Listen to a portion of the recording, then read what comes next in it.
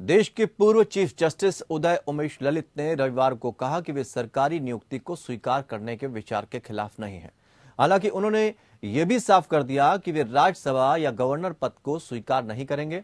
उन्होंने कहा कि यह डिमोशन नहीं है, लेकिन चीफ जस्टिस के स्टेटस के हिसाब से उचित भी नहीं है। उन्होंने कॉलेजियम सिस्टम को बिल्कुल सही और संतुलित प्रक्रिया बताया।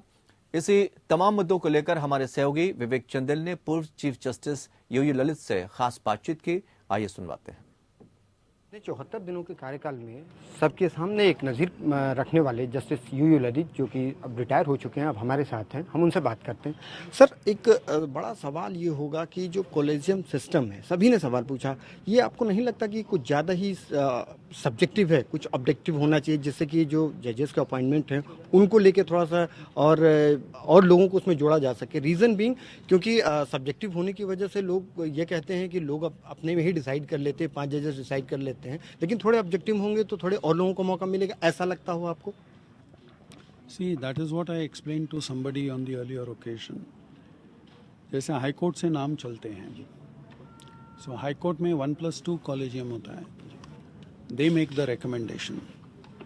जो हाई कोर्ट के चीफ जस्टिस होते हैं वो हमेशा प्रदेश के बाहर से आते हैं।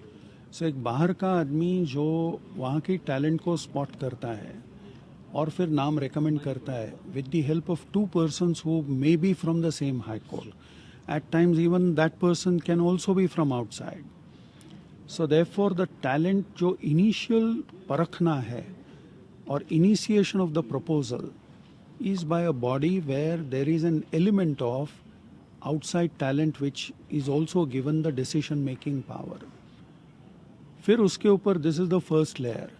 The second layer is state government के proposals, उनके comments उसके ऊपर। ये हो गया second layer. The matter comes before the central government. Central government में IB वगैरह सारा चेक होता है। उसमें IB में ये प्रोफाइल चेक किया जाएगा कि उसकी कोई क्रिमिनल बैकग्राउंड तो नहीं है, उसके खिलाफ कोई केसेस वगैरह तो पेंडिंग नहीं है, कोई कंप्लेंट्स तो नहीं है, बार काउंसिल में कोई कंप्लेंट्स नहीं है, क्योंकि because the advocate actually then becomes the charge. So therefore the third screening is done by at the central government level. The fourth screening is done by the consultee जजेस who then give their opinion. उसके बाद matter आता है supreme court के collegium में। इतना सारा होने के बाद यही एक सवाल था सर कि अगर कोई ऑब्जेक्टिव क्वेश्चनर जैसा होता है कि अगर किसी एक सिविल, एक क्रिमिनल और एक कॉन्स्टिट्यूशनल जजमेंट अपील के लिखने को दे दिए जाए, इसके बाद वो एक अपॉइंटमेंट के लिए लोगों का एक ग्रुप बन जाए, उनमें से वो चूज कर लिया करें। ऐसा है ना कि आप देखिए, जो हाई कोर्ट के जजेस की अपॉइंटमेंट होती है वो 2 सोर्सेस से होती है। एक या तो वकील होंगे जो प्रैक्टिसिंग एडवोकेट्स हैं, या जो कि जुडिशरी का पार्ट है। या जुडिशरी का जो पार्ट है, कुछ एक कोटा होता है हमेशा, नॉर्मली 1/3 2/3 वगैरह इस हिसाब से होता है।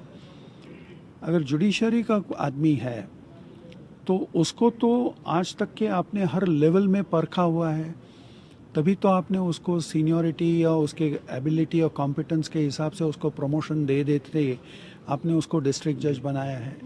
तो ऐसे लोगों में से आप चुनते हो, और क्या आपको चुनने का ऑब्जेक्टिविटी चाहिए? आपके पास इतने सारे सबूत होते हैं उसके कॉम्पिटेंस के। उसके बाद जो एडवोकेट्स होते हैं वो भी तो आप यही देखते हैं ना, ऑब्जेक्टिविटी क्या होनी चाहिए, that there shouldn't be any private motive behind that. Correct, that is why I said a chief justice coming from out station, from outside is the best guarantee, because he is the person who initiates the name.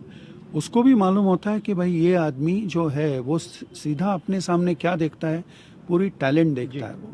तो इसमें आपको objectivity के लिए कई सारा, यानी मतलब you are taking care of that element of objectivity. Sir, एक सवाल ये कि आज जो जजमेंट्स लिखे जाते हैं, लोग जो जुडिशरी के लोग हैं लोअर जुडिशरी में, वो भी ये कहते हैं कि जो जजमेंट लिखे जाते हैं वो इतने लेंदी हो जाते हैं, और इतने, जैसे एक एडवोकेट अपनी चीज़ों को जज के सामने रखता है, वो जजमेंट में दिखाई दे रहे हैं। तो उसके बारे में आप कुछ कहना चाहेंगे जजमेंट के पार्ट को लेके कि जजमेंट कैसे लिखे जाएं, क्योंकि आप वकील भी रहे और आप ये ना इंडिविजुअल स्टाइल है हर आदमी का। कुछ लोग थोड़ा सा वेरी कंसाइज जजमेंट लिखते हैं, कुछ लोग थोड़ा सा लंबा जजमेंट्स लिखते हैं। मैटर्स भी 2-3 किस्म के होते हैं। एक मैटर्स होते हैं जो डिस्पोजल ओरिएंटेड होते हैं, जो आपको डिस्पोज करने चाहिए जितनी जल्दी हो सके। उसमें आपको लंबा जजमेंट लिखने की ज़रूरत नहीं होती। एक किस्म के मैटर होते हैं there you need to lay down law. जब when you are in that second category of matters where you need to lay down law, that is where your judgment starts getting lengthy. Why? Because then you need to study the pros and cons both sides, or there could be multi dimensions. So you need to study those multi dimensions and then thereafter decide. Sir एक चीज़ और कि जो जजेस हैं उनकी physical और mental health को लेके यहाँ पे बहुत कुछ नहीं किया जाता, आपको नहीं लगता कि ऐसा होना चाहिए फिजिकल और मेंटल हेल्थ को लेके? मुझे आपका यह सवाल बड़ा अच्छा लगा, क्योंकि आप पहले आदमी हो जो जजेस की हेल्थ के बारे में सोचते हो। रीजन बीइंग सर कि अगर उनकी हेल्थ कहीं से प्रॉब्लम करती है तो अल्टीमेटली जो केसेस नहीं, की पेंडेंसी वो बढ़ मैंने जाती एक है। बार पहले किसी को बोला था कि हमारे यहाँ जो एक डॉक्टर हैं सुप्रीम कोर्ट क्लिनिक में, उनका ये कहना है कि जज जब पहली बार आता है तो उसको अगर एक्स मेडिकल एलिमेंट्स हो तो by the time he goes out of the court he has X+Y elements. Correct? So it is the sheer pressure of work, it is the kind of job that we are supposed to do, we are exposed to do that. So therefore, for instance, if you have 70 matters on a day to be read, the first casualty is your morning walk. Sir एक बड़ा normal सा सवाल कि अगर लोगों का एक ये भी कहना है कि जो जुडिशरी में जो लोग आते हैं उनमें बहुत से ऐसे लोग होते हैं जो सिविल का एग्जाम तक नहीं पास कर पाते, उनको भी जज बना दिया जाता है। इस बारे में कुछ आपको लगता है ऐसी? आप मुझे ऐसे एग्जाम्पल्स बताइए। ये नाम ले कोई बात नहीं सर, बहुत बहुत धन्यवाद सर।